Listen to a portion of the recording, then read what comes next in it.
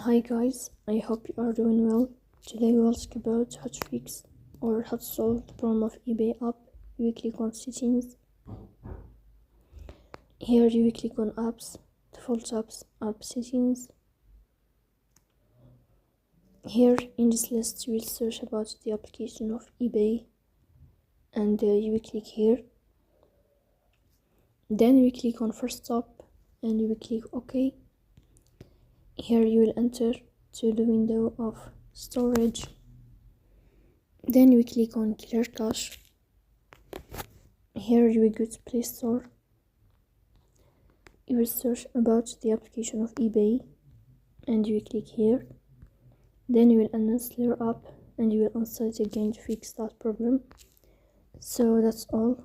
Don't forget to support us by like and subscribe. See you next time and thank you for